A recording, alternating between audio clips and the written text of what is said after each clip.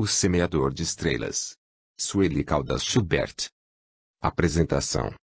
Dentro da programação espiritual que Jesus elaborou para o nosso planeta e que, na atualidade, o Espiritismo clarifica, vamos encontrar a trajetória do ser humano, a sua evolução dialética, neste constante vir a ser em busca das conquistas, do somar experiências que o amadureçam como espírito imortal, propelindo aos seus mais altos destinos.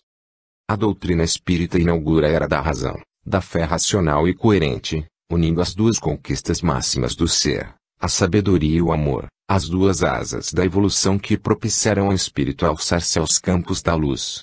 No transcurso dos evos, a humanidade tem recebido vultos luminares que trazem como missão abrir caminhos e espaços no imenso cipoal de erros e experiências frustradas em que a maioria se deixou enredar.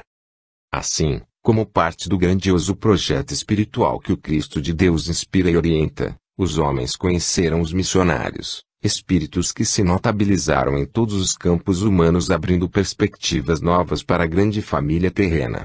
Épocas bem precisas marcam estágios, etapas evolutivas no transcurso dos milênios.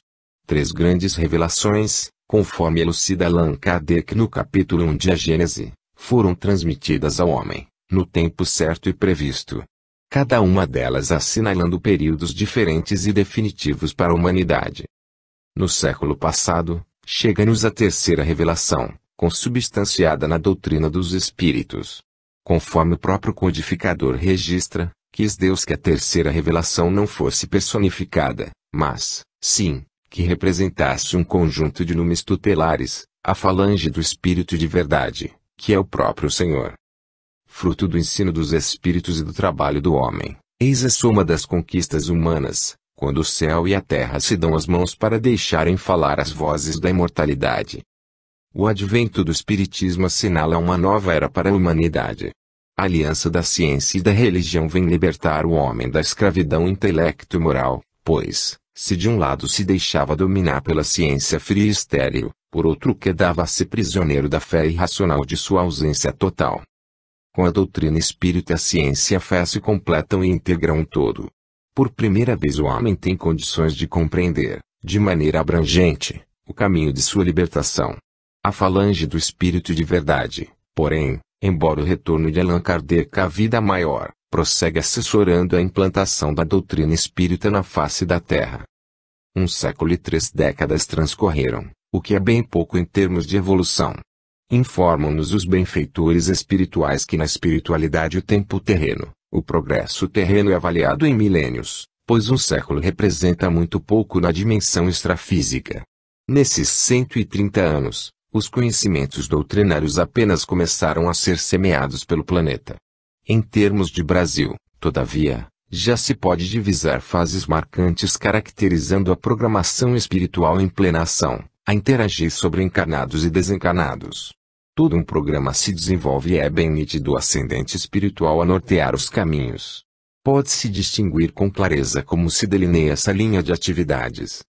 Tal como aconteceu no advento do Consolador, quando as vozes falaram diretamente, dando sinais, primeiro, através das mesas girantes, hoje pode-se prosseguir ouvindo-as, pois, estão entre nós, permanecem, vieram para ficar, a fim de integrar o ser humano em sua realidade cósmica. Evidenciando que ele participa, enquanto encarnado, de 2 humanidades, a terrena, utilizando-se de seu organismo corpóreo e a espiritual, pela sua própria condição de espírito imortal, que antecede ao berço e sobrevive ao túmulo. A doutrina espírita abre os horizontes do infinito aos olhos aturdidos do homem dos nossos dias. As vozes dos céus estão falando. Através de arautos, de porta-vozes adrede preparados, semeiam as verdades imorredouras. Um desses arautos, sem dúvida, é Divaldo Pereira Franco. Um desses semeadores é, por todos os títulos, o médium e orador espírita Divaldo Pereira Franco. Já se pode avaliar a sua existência apostolar num conjunto de atividades vividas durante 4 décadas. Há 40 anos, o quase menino Divaldo iniciou publicamente a sua missão terrena. Um pouco de sua existência está neste livro, que escrevemos com a mais profunda felicidade, a partir de seus depoimentos gravados por nós.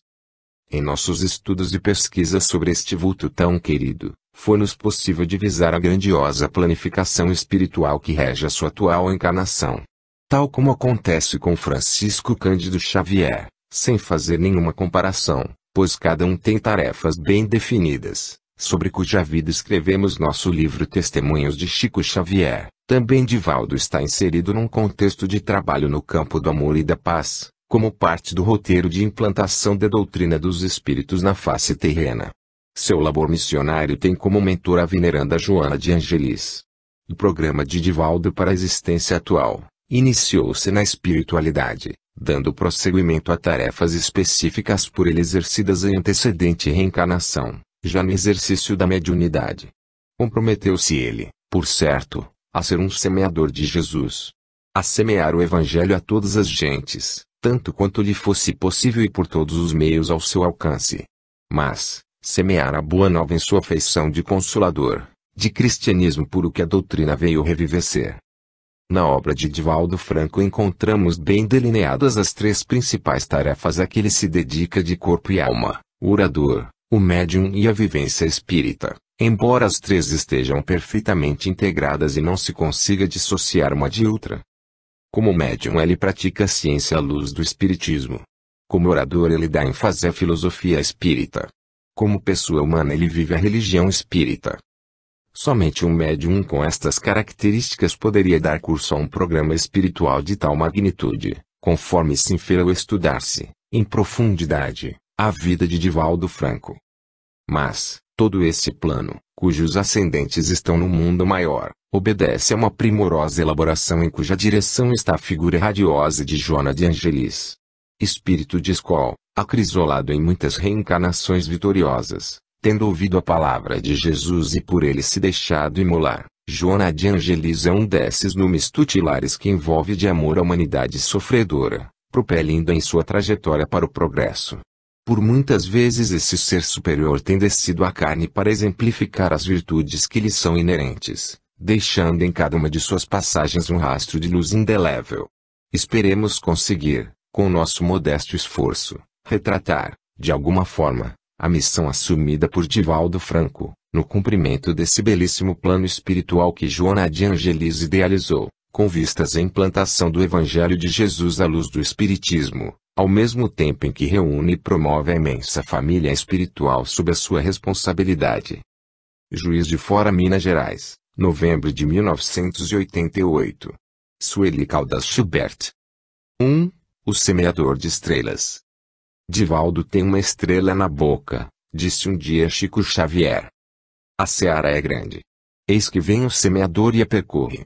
Seus passos são firmes, decididos, incansáveis. As sementes de luz são lançadas, lúculas que permanecem brilhando. Todas as terras percorridas recebem a encimentação. Mas nem todas medam agora. O semeador segue adiante. Não olha para trás. Os anos passam e ele caminha. 40 anos percorrendo as leiras do coração humano. O mundo chama para ouvi-lo falar desse ideal que obrasa. A missão de semear é intemporal. Divaldo Franco semeia. Na esteira dos seus passos, todavia, brilham estrelas que se acendem na noite dos tempos. A Via Láctea, iluminada, refúgio e aponta, com seu caminho de estrelas, a direção do Cristo cósmico. O semeador sai a semear. 2. Joana, além do tempo. No ano de 1969 eu me encontrava proferindo uma conferência na cidade do México, num congresso internacional.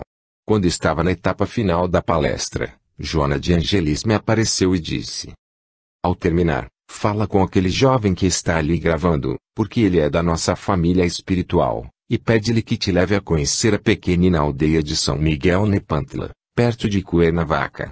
Nós vivemos lá. Ao terminar a reunião eu me dirigi ao moço, de uns 26 anos. Chamei-o e perguntei-lhe se me poderia dar informação de como chegar a São Miguel Nepantla, como deveria fazer e onde era a rodoviária. Ele, muito surpreso, indagou: o senhor tem interesse em ir a um lugar destes, sem nenhum sentido especial? Tenho, sim. Eu poderia levá-lo, desde que seja no domingo, pois sou funcionário da Pimex. Eu sou engenheiro, trabalho no setor de petróleo e, No domingo, eu teria muito prazer de levá-lo até ali. Ela me acenou com a cabeça para que eu aceitasse a proposta. E assim fizemos. No domingo, com a sua família, rumamos para a aldeia que ficava a 81 quilômetros da capital do México.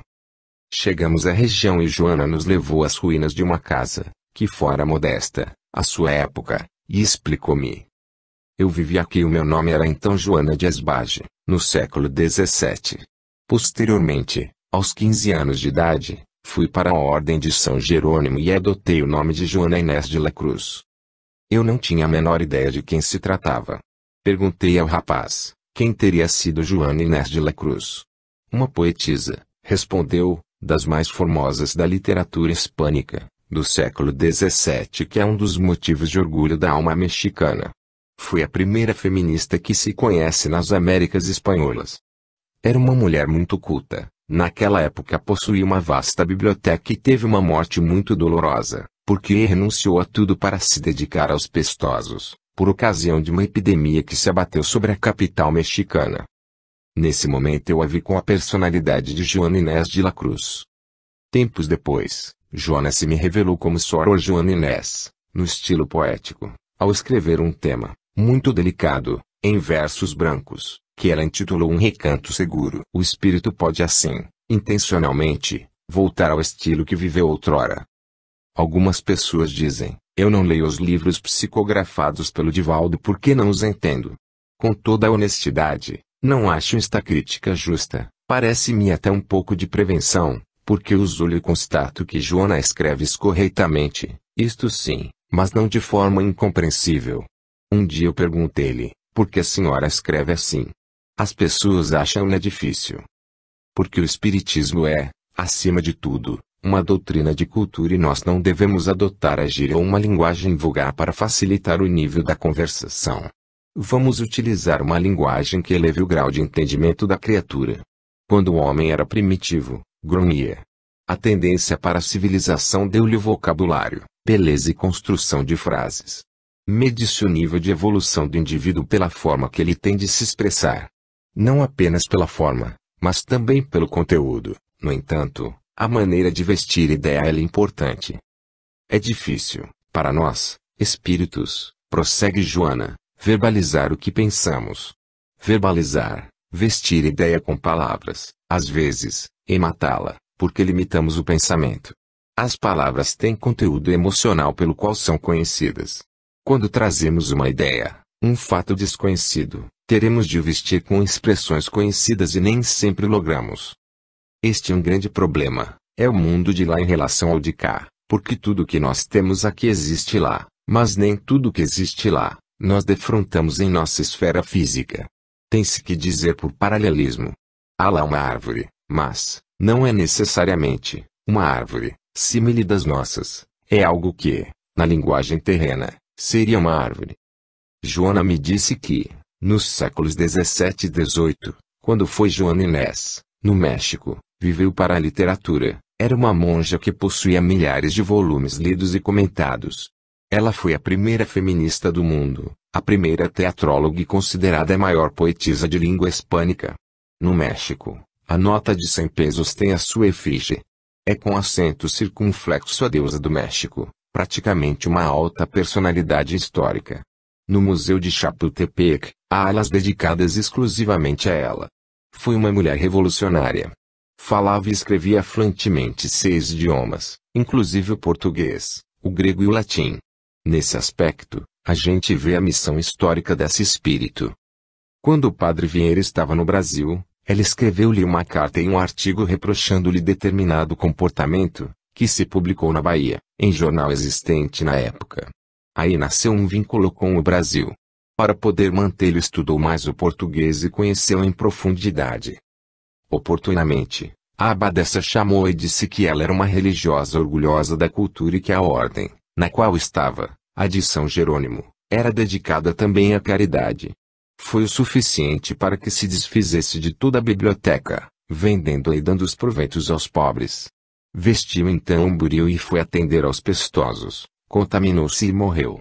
Depois, reencarnou-se no Brasil, como Joana Angélica.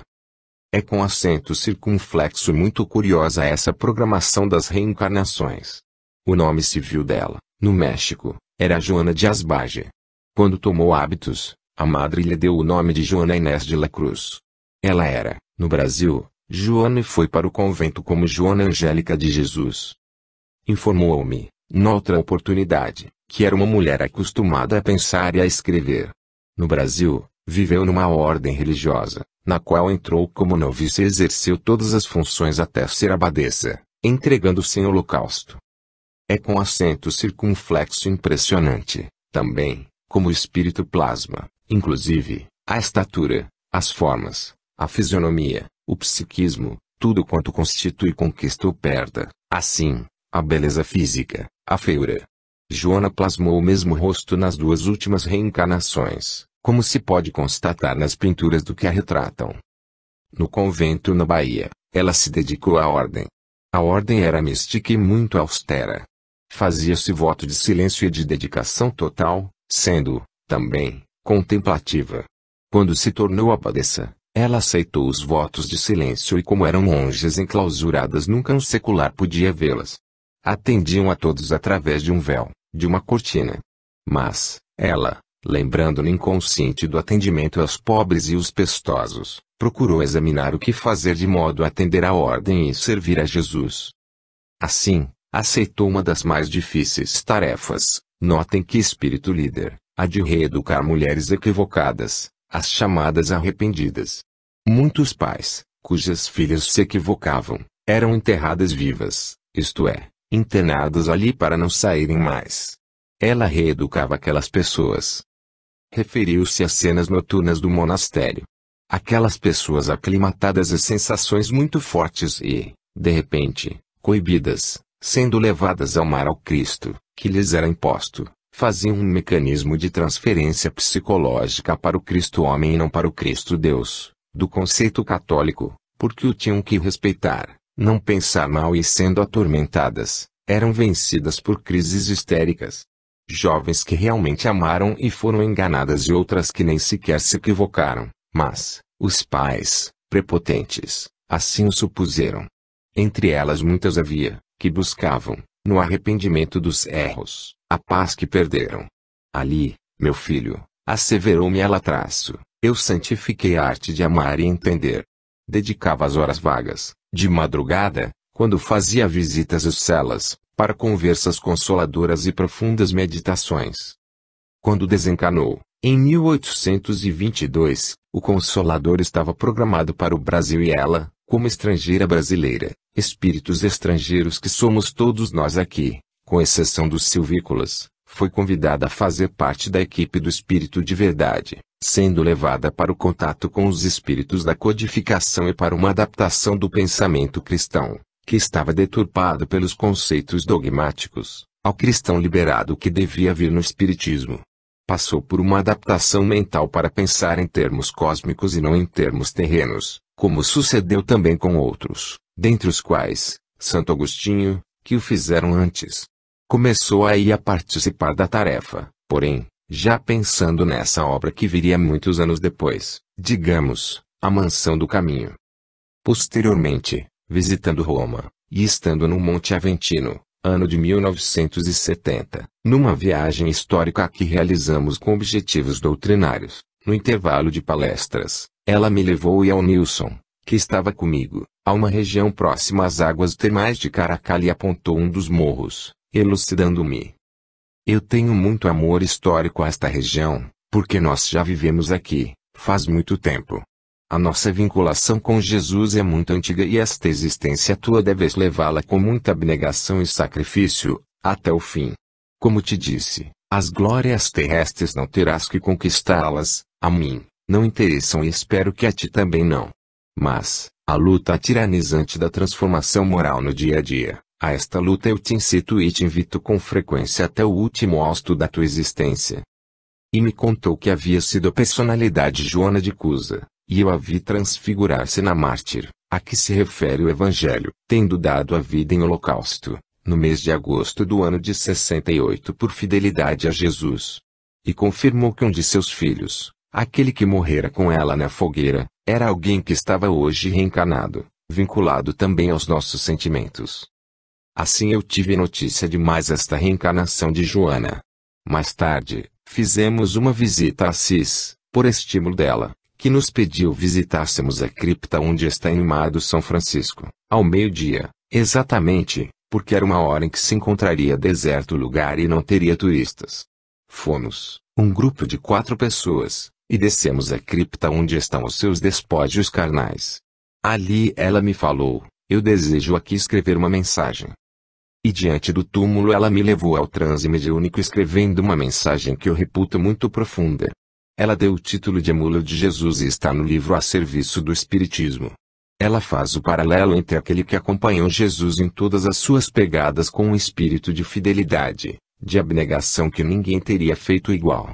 Ao terminar de ditá-la, determinou: aquieta-te, porque eu desejo ainda que alguém escreva uma mensagem neste local. E me trouxe uma jovem, que na terra foi bailarina, e que eu já conhecia, explicando-me: Eros, que é um pseudônimo, vai também escrever uma página. O que realmente aconteceu, estando esta mensagem inserida no livro No Longe do Jardim, intitulado Encontro na Estrada. Logo, em seguida, levou-me a passar pela mesma estrada. É com acento circunflexo a estrada que liga Assis a Santa Maria dos Anjos. Depois conduziu-nos ao monastério de Santa Clara, que fica na parte superior da cidade. Ali, diante do corpo em conservação de Clara de Assis, ela me desvelaria outro ângulo de suas existências. Mais tarde, e, depois, ao longo do tempo, Joana narrou-se várias das suas reencarnações, a partir do século I. O Espiritismo oferece ao homem a possibilidade de conhecer a história espiritual da humanidade. A partir, especialmente, dos livros A Caminho da Luz, de Emanuel e Brasil, Coração do Mundo, Pátria do Evangelho, de Humberto de Campos, ambos psicografados pelo médium Francisco Cândido Xavier, encontramos a revelação do passado espiritual da Terra e de nosso país. Muitas revelações têm sido feitas, pelos espíritos superiores, através de médiuns responsáveis, oferecendo-nos condições de visualização de um enorme painel com a trajetória do ser humano, em sucessivas reencarnações, na sua escalada evolutiva. Inúmeros vultos históricos nascem e renascem com tarefas específicas, sobrepondo-se à imensa mole humana, da qual se tornam condutores, no sentido de inspiradores ou motivadores do progresso. A misericórdia divina proporciona ao homem ensejos benditos de aprendizagem, de recomeço e de refazer a sua caminhada. Uma das mais belas facetas, no entendimento da trajetória espiritual dos povos que a doutrina enseja, e a de que existem espíritos superiores como mentores de nações, de determinados grupos humanos, por cuja evolução laboram com abnegado amor. Allan Kardec a isto se refere, em O Livro dos Espíritos, perguntas 519 a 521. Esta é uma realidade comprovada, pois já se podem detectar algumas dessas lideranças espirituais. Existem várias provas disto, em nosso próprio movimento espírita, embora alguns tenham uma visão distorcida a respeito desses mentores, dos quais passam a ser devotos, numa demonstração flagrante de desconhecimento doutrinário. Quando nos referimos a tais entidades superiores que lideram o movimento, o fazemos na compreensão racional, lúcida, de que existem, realmente, os benfeitores que têm responsabilidades para com a marcha da doutrina em nosso país, sem haver, contudo, de nossa parte, quaisquer laivos de endeusamento em relação a encarnados e desencarnados, mas, sim, em função do respeito, admiração e amor que lhes dedicamos. Mesmo porque os benfeitores lutam para que o homem se liberte dessas amarras, para que aprenda a alçar seu próprio voo, pelo que se desdobram em ensinamentos e exemplificações. Joana de Ângeles é, sem sombra de dúvidas, um dos guias espirituais da humanidade. São incontáveis as almas que o seu coração amorável e sábio reuniu para formar a sua grande família espiritual. Em cada uma de suas reencarnações, muitas delas no seio da Igreja Católica, ela pontificou como espírito de luz, sendo reconhecida e venerada com diversos nomes, em várias partes do mundo, o que lhe ampliou a família de forma considerável. Divaldo Franco, no decurso dessas 4 décadas de labor apostolar, sempre se manteve dentro de uma ética irrepreensível. Prudente, discreto, humilde, jamais alardeou a superioridade de sua mentora, que ao longo do tempo foi lhe sendo revelada. E no exterior, principalmente, que descobre a história real de Joana de Angelis. Allan Kardec aborda, no capítulo 24 de O Livro dos Médiuns, a questão da identificação dos espíritos, e o faz em nada menos que 54 itens. O codificador relaciona, assim, as principais características dos espíritos superiores, esclarecendo ser essencial que o médium as conheça para avaliar a categoria dos espíritos comunicantes. Tais critérios devem ser sempre utilizados pelos médiuns na análise crítica que devem realizar de seu desempenho mediúnico. A maioria, porém, esquece, negligencia essa pesquisa, preferindo tudo aceitar sem uma avaliação criteriosa. Os benfeitores da espiritualidade maior, todavia, aconselham-na, como também jamais cessam de conclamar ao estudo constante e à renovação moral. Colocados todos esses critérios de investigação ao nosso alcance, com vistas à obra mediúnica de Divaldo e à orientação imprimida por Joana de Angelis, vamos encontrar a coerência total identificação com os postulados da doutrina. A perfeita identidade de propósitos, a fidelidade a Jesus e a Kardec, a vivência consentânea e por todos comprovada, dão-nos a melhor resposta, atestando um programa espiritual superior a cumprir-se com fidedignidade. As explicações de Divaldo sobre a circunstância de ser Joana de Angelis um dos espíritos da codificação são bastante coerentes com todo o seu passado histórico e o seu presente. A princípio ela se identifica médium como um espírito amigo e somente mais tarde com o pseudônimo atual. A sua participação nas lutas pela independência do Brasil, contudo, só foi tornada pública por ocasião do sesquicentenário desta memorável data, quando ditou uma mensagem alusiva, deixando-se conhecer, finalmente, como Joana Angélica. As raízes históricas de Joana de Angelis estão, portanto, na Bahia, que também foi o berço do espiritismo em terras brasileiras. Este fato é muito significativo, pois evidencia os vínculos com a falange do Consolador que, conforme Humberto de Campos, trasladaria da França para o nosso país a árvore do Evangelho, cujas raízes foram buscar ubérrima terra baiana para se fixarem. Espíritos de qual se desdobraram para que o espiritismo florescesse em nosso solo abençoado. Algumas dessas entidades já traziam os seus nomes em nossos registros históricos, especialmente nas hostes da Igreja Católica. Joana Angélica, convidada a participar da falange do Espírito da Verdade tem, então, o seu pensamento cristão adaptado à visão nova que a terceira revelação propiciaria. Ela tem o ensejo de assinar 2 comunicações psicográficas que foram inseridas em o Evangelho segundo o Espiritismo, mas o faz como um espírito amigo, sem revelar a sua verdadeira identidade. Ela que é reconhecida, amada e venerada em alguns países da Europa com os diversos nomes de suas diferentes reencarnações. A primeira dessas mensagens está no capítulo 9. Item 7, a paciência, e a segunda, no capítulo 18, item 15, dar-se-á o que tem. Contudo, só após 4 décadas de labor com o médium é que ela se deixa identificar como tal. Nessas diferentes reencarnações, conforme Divaldo elucida, Joana plasma o mesmo rosto, as mesmas características morfológicas que hoje a identificam de maneira assombrosa, mostrando o espírito superior a habitar diferentes corpos e imprimindo nestes a marca inconfundível de sua individualidade. É a prova inconteste da reencarnação. Por outro lado, os caracteres de sua personalidade também despontam vitoriosos nessas várias existências terrenas. Humberto de Campos, em seu belíssimo livro Boa Nova, Psicografia de Francisco Cândido Xavier, narra, em seu estilo inconfundível, o martírio de Joana de Cusa, talvez o mais expressivo exemplo de amor ao Cristo que nos é dado conhecer. Ao encontrar Jesus, Joana, esposa de Cusa, intendente de Antipas, é tomada de verdadeira fé e reconhece estar diante do Mestre a quem passa a amar com toda a alma. Por ele vence os problemas domésticos e compreende as dificuldades íntimas do marido, sempre voltado para os interesses materiais. Com a morte deste, Joana pôde dedicar-se integralmente a Jesus, enquanto empenha-se, também, na educação de seu único filho. A cena final da vida dessa estoica mulher é impressionante e recomendamos a sua leitura, na obra mencionada. O exemplo de renúncia e sacrifício de Joana atravessa o tempo. Por amor a Jesus e aos ideais do Evangelho nascente, ela se deixa imolar. Deste testemunho de fé profunda e verdadeira não abdica nem mesmo para livrar o próprio filho do sacrifício. A trama da vida coloca-a em situação ímpar, pois não apenas tem de testemunhar por si mesma, pela fé que a alimenta de sagrada chama, mas também pelo Filho amado que ela entrega a Jesus em suprema renúncia. Em sua primeira viagem a Roma, narra Divaldo, Joana o convida e a Nilson, que o acompanhava, a conhecer as colinas e, no Monte Aventino, ela aponta o local onde se erguia a Domus Aurea, Casa Dourada, onde Nero vivia.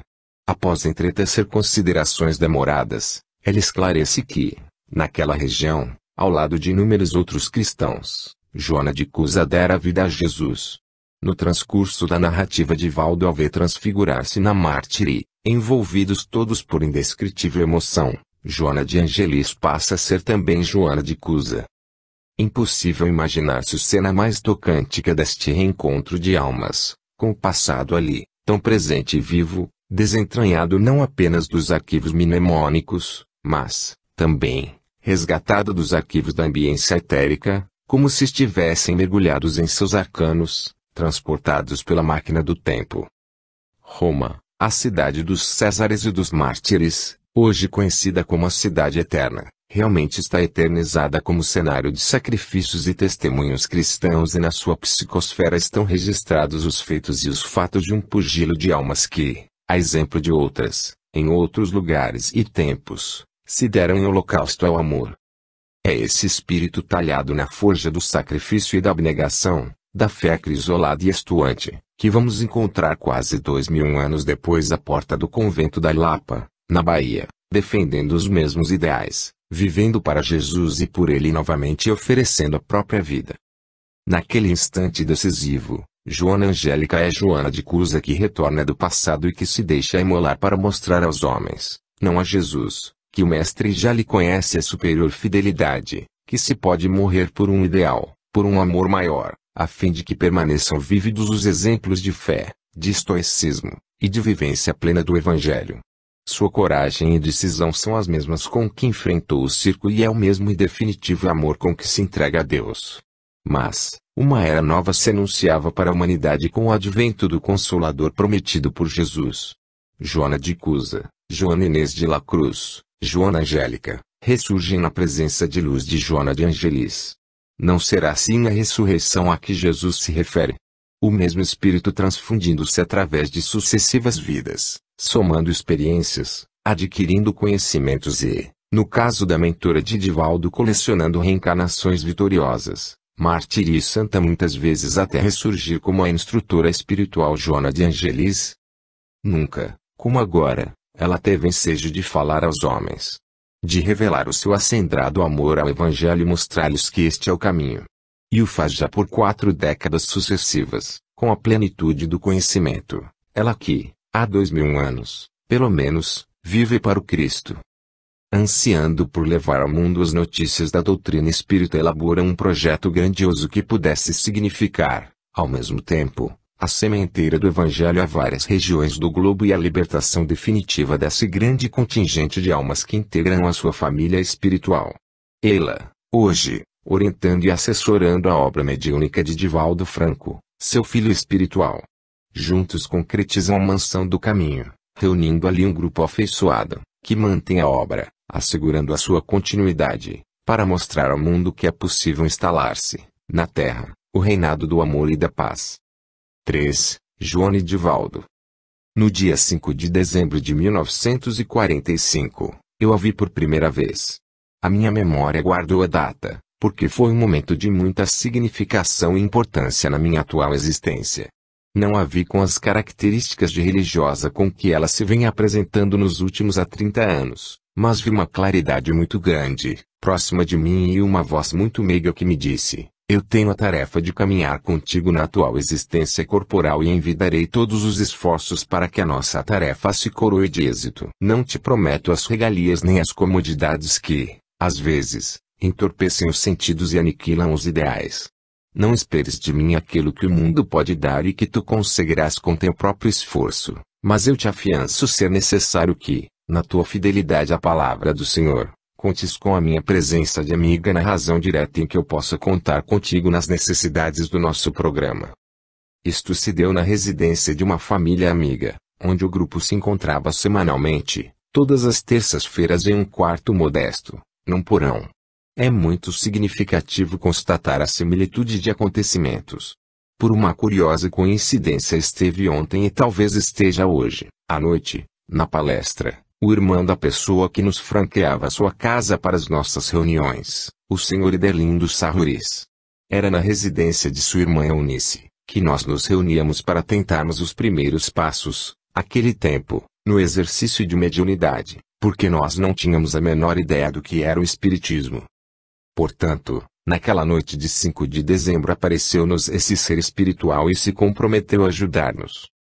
A partir daquela época nossa vida passou a ter uma diretriz e um significado de bom direcionamento, porquanto eu passei a senti-la e vê-la quase diariamente.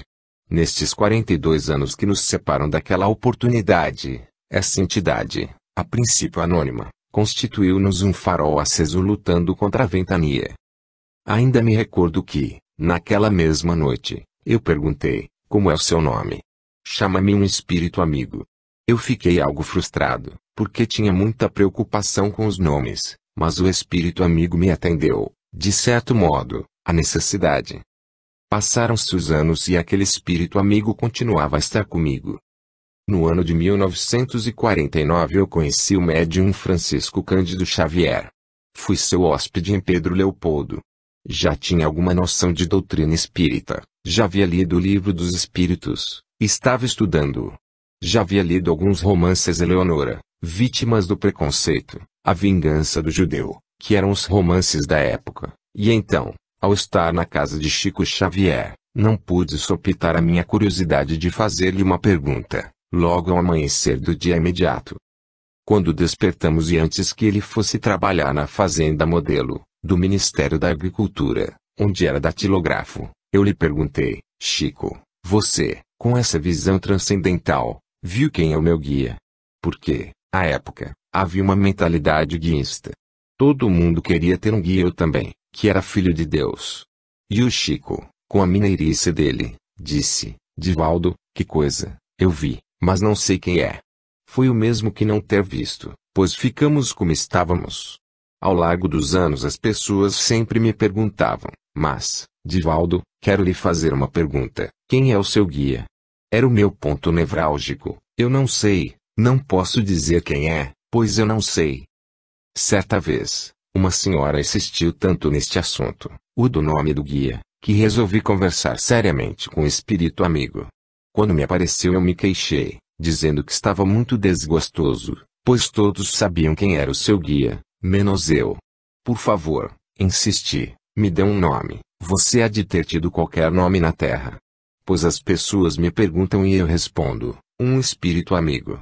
O espírito sorriu, e respondeu, Divaldo, eu vou dizer, o teu guia é Jesus. É com acento circunflexo, mas ele é o guia de todo mundo, da humanidade inteira. Eu vou pegar uma beiradinha de nada. Eu quero um guia para mim, Jesus eu já sei que o é, mas todos informam, fulano é o meu guia. Eu queria ter um para mim. O espírito sorriu outra vez, jovialmente falou, bem, tu me chamarás Joana. Tive uma pequena decepção, achei o nome tão simples, mas, só a Joana. Olha, Divaldo, chama-me Joana de Angelis. Quando ouvi o nome latino fiquei mais satisfeito. Quer dizer que a senhora, na última encarnação, foi mulher? Sim, eu fui mulher. Eu fui abadesa do convento da Lapa, aqui, em Salvador, e que deu a vida nas lutas da independência da comunidade brasileira. Tu sabes quem foi a abadesa Joana Angélica de Jesus? Finalmente o meu desejo fora atendido, porém, eu ainda queria algo mais. A senhora deixa-me ver o seu rosto, pois me aparece assim, tão anônima. Ela então se materializou diante de mim, e eu a vi, com uma riqueza de detalhes talvez maior do que a que eu estou vendo nas pessoas agora. Ela me apareceu luminosa, as mãos estendidas, o véu azul, e me deixou fixar a imagem. Ela desencanou, à época, com mais de 60 anos, mas ela me apareceu com um esplendor que me fazia recordar uns 40 anos de idade, uma beleza e uma idade indimensional, aquela idade que está além do tempo e além do espaço. Eu me comovi e me senti profundamente a ela vinculado, como se isto em mim, no momento, tivesse desabrochado. E perguntei-lhe, por que a senhora não me disse antes? Tu eras muito imaturo. E a primeira lição de sabedoria que eu te queria dar, era a da paciência. Quem pretende servir a Jesus deve aprender com o tempo e disciplinar a vontade. A mediunidade é um ministério de autocontrole, de disciplina e de serviço. Se eu te anunciasse, por ocasião do teu começo, a respeito de nossas vinculações e te dissesse quem eu era, na tua ingenuidade e no teu entusiasmo baratearias muito estas informações. Agora, já és um homem, já tens uma visão mais cósmica da vida e assim já nos podemos entender muito mais. Ademais, prosseguiu Joana, eu não confiava em ti, pois não tinhas essa maturidade que os anos oferecem e que o sofrimento imprime na personalidade. Não te poderia dar uma tarefa além das tuas forças, porque, de repente, a abandonavas. Quero dizer-te que, entre nós, os espíritos responsáveis, uma tarefa passa a ter valor depois que os 10 primeiros anos são vividos com abnegação. Porque até 10 anos de atividades pode-se considerar um trabalho de entusiasmo, mas quem é fiel em 10 anos de lutas, já merece uma promoção de responsabilidade. Agora já transcorreram mais de 10 anos e estás em condições de saber. A questão do guia espiritual e o desejo do médium em saber-lhe a identidade expressam uma curiosidade bem humana e própria de todos os indivíduos. A identificação das entidades que se comunicam por um médium, a não ser nos casos de pesquisa científica ou quando vem espontaneamente, não carece necessariamente de ser feita. Allan Kardec comenta sobre o tema, no capítulo 24 do Livro dos Médiuns. Entretanto, há de se fazer a distinção entre os vários comunicantes e o mentor espiritual do medianeiro. Neste caso, é bastante normal que este queira saber-lhe o nome. Alguns médiuns têm dificuldade, no princípio, de captar a identidade dos espíritos que o assistem. Isto não deve, contudo, tornar-se um problema angustiante, pois com o tempo a revelação se fará. A não ser, é claro, como no caso de Divaldo, em que Joana queria permanecer incógnita. É oportuno recordar-nos de como o professor Rivail teve ciência do seu guia espiritual. Ele esclarece que até aquela época denominava por espírito familiar todos os espíritos simpáticos. Ao ser informado, na sessão em casa do Sr. Baldin, que seu espírito familiar estava presente, o codificador trava com ele o seguinte diálogo: a cama é o espírito familiar, quem quer que tu sejas, agradeço-te o me teres vindo visitar. Consentirás em dizer-me quem és? Para ti, chamar-me-ei a verdade, e todos os meses, aqui, durante um quarto de hora, estarei à tua disposição. Acá o nome verdade, que adotaste, constitui uma alusão à verdade que eu procuro. Talvez, pelo menos, é um guia que te protegerá e ajudará. Acá terás animado na terra alguma personagem conhecida? Já te disse que, para ti, sou a verdade. Isto, para ti, quer dizer discrição, nada mais saberás a respeito. Obras póstumas, grifos no original. Antes desse diálogo, contudo, Allan Kardec já interrogara o espírito Z sobre a questão de dele, espírito protetor. O espírito Zéfiros, que já se manifestava nas reuniões da família Baldin, ficou sendo para Kardec um amigo e protetor, até que, mais tarde, ao tempo em que a família Baldin se dispersou, anunciou que reencarnaria. Idem, Leon Diniz, por sua vez afirma, o nosso grupo, mediúnico, achava-se sob a proteção de 2 espíritos elevados, um dos quais Jerônimo, de Praga, de que falei acima, o outro, um espírito feminino, cuja personalidade se ocultava sob vago pseudônimo, o espírito azul, era dotado de maravilhosa penetração. Esclarece Denis, que esta entidade era assim denominada, porque os nossos médiuns o viam envolto em um véu azul. No invisível, os guias espirituais, portanto, identificam-se ou adotam pseudônimo ou denominação qualquer, tendo em vista as circunstâncias. O Espírito da Verdade, que simboliza o próprio Cristo, identifica-se, perfeitamente, com a promessa de Jesus de que enviaria, mais tarde, o Consolador, o Espírito de Verdade. Naquele instante, Ao responder ao então professor Rivail, a entidade espiritual estabelecia a ligação histórica entre a promessa do mestre e o advento da terceira revelação, tornando-a, a partir daí, um fato real. A promessa consumou-se. Divaldo, numa curiosidade bastante natural, tenta identificar aquele espírito amigo, que vê frequentemente a seu lado, que o ajuda e orienta. Quando Joana de Angelis revela sua identidade e se deixa ver na beleza de sua elevação espiritual, transmite também ao médium um valioso ensinamento. Afirmando que a primeira lição era da paciência, ela repete o primeiro tema que aborda em O Evangelho segundo o Espiritismo, capítulo 9, item 7, que versa exatamente sobre esta virtude, quando então assina como um espírito amigo. Nesse diálogo com o médium ela ressalta a necessidade da disciplina, do autocontrole e do serviço constante na tarefa da mediunidade. A discrição, a prudência, o zelo quanto ao desempenho do programa espiritual traçado são impressionantes. Segundo ela, Divaldo não deveria ser inteirado desses dados antes de, pelo menos, um decênio de trabalho contínuo e perseverante. O prazo de, no mínimo, uma década para que o trabalhador da seara espírita mereça uma promoção de responsabilidades e, certamente, de credibilidade perante o mundo espiritual superior, é uma revelação notável. É um teste completo de persistência, de paciência, de fidelidade aos compromissos assumidos, de vivência, enfim, integral. O processo de crescimento espiritual e quaisquer tarefas de cunho espiritual requerem todo um laborioso amadurecimento, que não se consegue realizar antes de serem percorridas todas as etapas concernentes à própria evolução. 4. Joana, a família espiritual. Os anos sucederam-se e Joana de Angelis explicou-me: a nossa, será uma marcha muito longa. Caminharemos muito. Eu irei escrever muito pelas tuas mãos e tempo virá que eu te requisitarei várias horas para o ministério da escrita. Porque, do passado eu trago comigo um número muito grande de almas que me são afins e estão espalhadas, às quais desejo mandar a minha mensagem de amiga. A princípio, tu irás convidá-las pela palavra e, quando as forças te diminuírem e as distâncias se fizerem intransponíveis, a mensagem escrita chegará até elas. Novamente elas virão e muitas necessitarão de alimento ao longo do tempo. A mensagem escrita chegará periodicamente como estímulo, para que possam lutar e triunfar na sua atual experiência. Comecei a psicografá-la diariamente.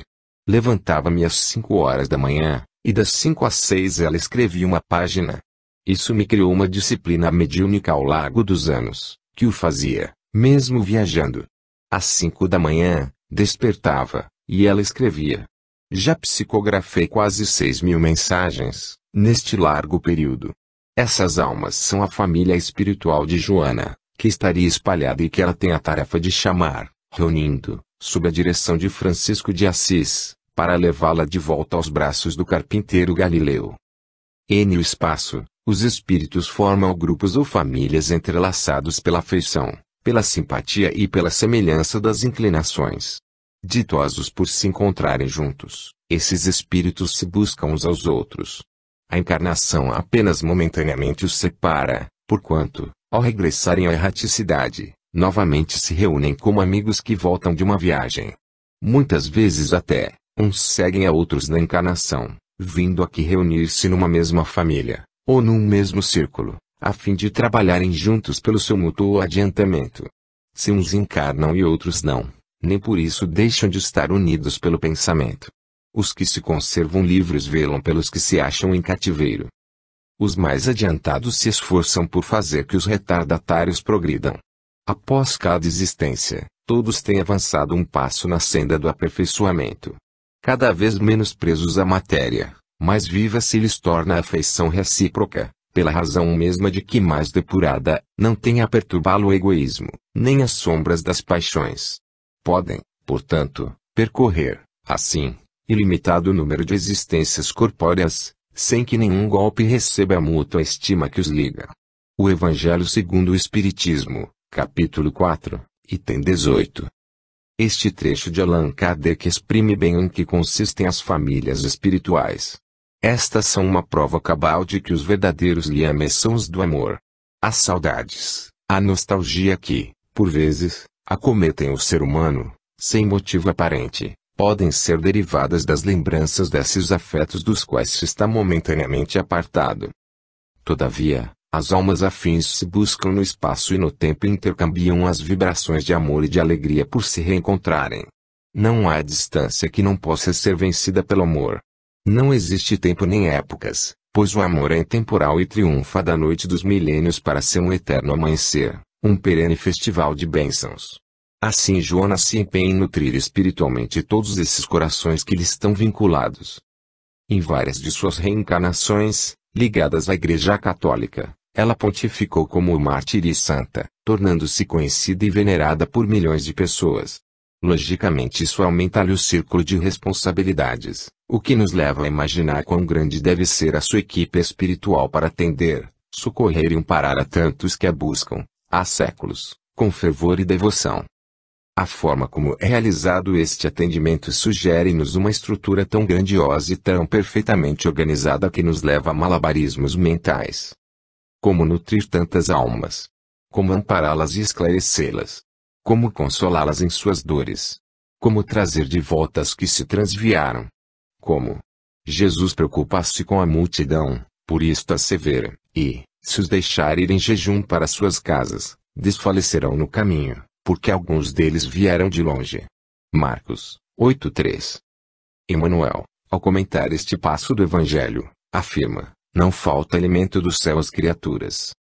Jesus manifesta invariável preocupação em nutrir os espíritos dos tutelados, através de 1000 modos diferentes, desde a tábua indígena às catedrais das grandes metrópoles.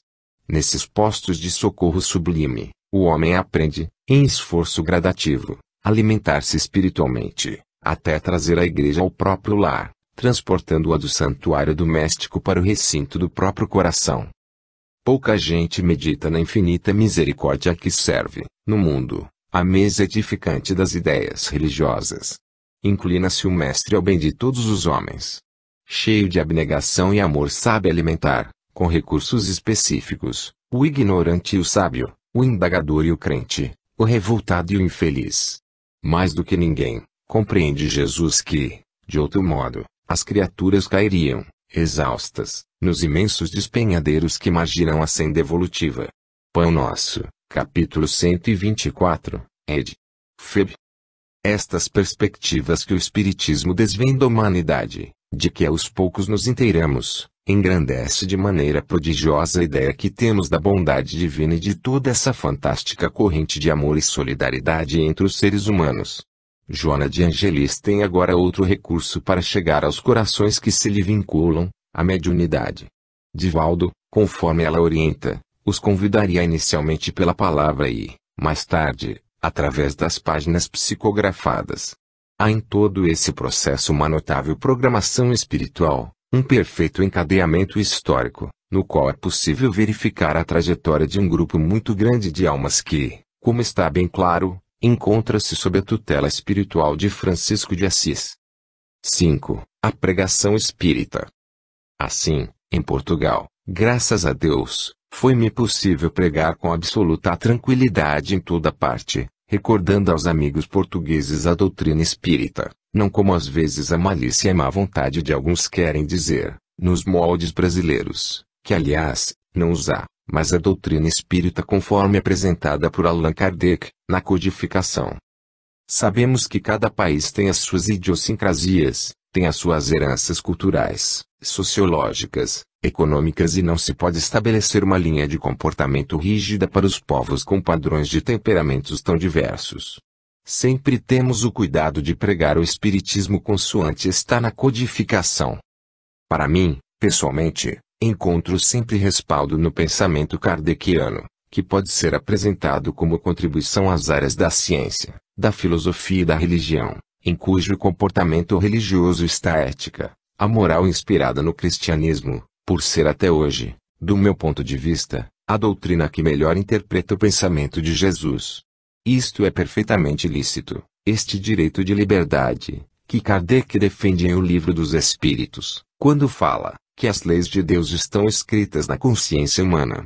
É com acento circunflexo o direito de liberdade de consciência que ninguém pode violar, que me permite assim expressar, porque, do contrário, teríamos padrões de comportamento sob supervisão de chefes, dos quais já nos libertamos, quando abandonamos a ortodoxia ancestral.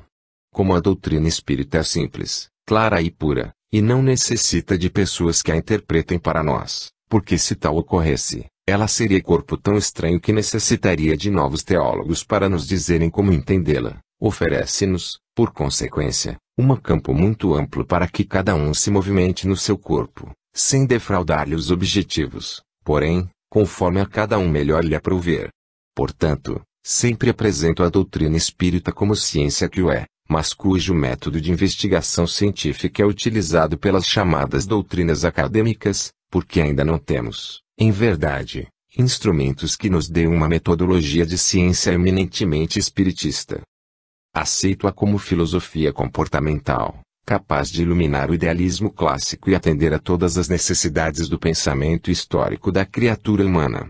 Também nela encontro a seiva de sustentação do conceito religioso, conforme está no discurso de Allan Kardec, na Sociedade Espírita de Paris em 1º de novembro de 1868, na comemoração anual Dia dos Mortos, e, para mim, retirando-se a feição religiosa do espiritismo, eu teria na condição, como diz M. Dumas, de uma nova metapsíquica. A verdade é que a metapsíquica, a parapsicologia, a psicotrônica, de acordo com a corrente dos investigadores modernos, também encontraram a imortalidade da alma, a reencarnação. No entanto, essas ciências não dispõem de um comportamento ético, nem filosófico, qual ocorre com o espiritismo, desde que, sabendo que há um amanhã, é inevitável que nos preparemos para esse porvir.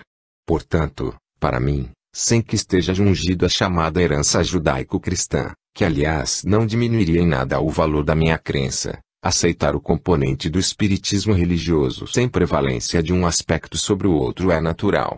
Sempre coloco o espiritismo como religião, porque assim o admito.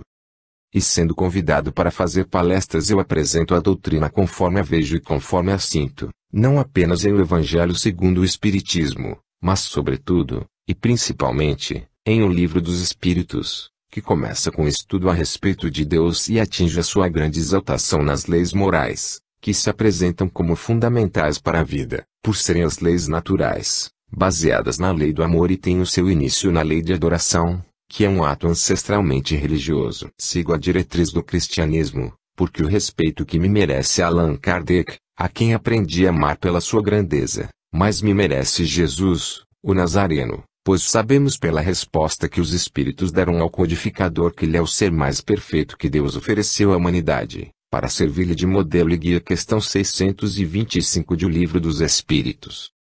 Então, se Kardec nos merece tanta consideração, sendo ainda um espírito em processo de evolução, imagine-se o respeito que a nós não merecerá aquele que é o protótipo da perfeição que se pode conceber na Terra. E neste sentido, anuo total e plenamente com o conceito que Emmanuel, pela mediunidade ímpar de Francisco Cândido Xavier, nos apresenta em torno de Jesus, um homem, o Filho de Deus, não Cristo da teologia católica, da Trindade, que nenhum espírita o admite, mas esse construtor da nossa terra e o governador, no bom sentido da palavra, a quem aprendemos a amar e a respeitar em profundidade. A nossa pregação, portanto, em qualquer lugar, e absolutamente kardeciana, fundamentada nos objetivos da doutrina, e não seríamos tão infantis para irmos a um país estrangeiro levar esse pensamento libertador com as falhas de uma opinião pessoal, sem a estrutura documental da codificação. Daí não cometeríamos a leviandade de apresentar um modelo brasileiro, que aliás não há, como não há um modelo francês, português ou espanhol. Há, sim, a doutrina espírita interpretada pelo temperamento de cada povo, como é natural. Doutrina espírita, modelo brasileiro. Curiosa afirmativa esta, que alguns citam como verdade, como se devesse criar um modelo de cada nacionalidade para atender. Talvez seja por isto que surgiu esta ideia, ao patriotismo local. Divaldo coloca a questão em seu devido termo. Entretanto, os espíritos da codificação, ao responderem a certa pergunta de Allan Kardec, já haviam esclarecido quanto a melhor forma para o entendimento de qualquer assunto. Aliás, não é de bom aviso atacar bruscamente os preconceitos. Esse é o melhor meio de não se ser ouvido. Por essa razão é que os espíritos muitas vezes falam no sentido da opinião dos que os ouvem, é para os trazer pouco a pouco a verdade. Apropriam sua linguagem às pessoas, como tu mesmo farás, se fores um orador mais ou menos hábil. Daí não falarem a um chinês, ou a um maometano como falarão a um francês ou a um cristão. É que tem a certeza de que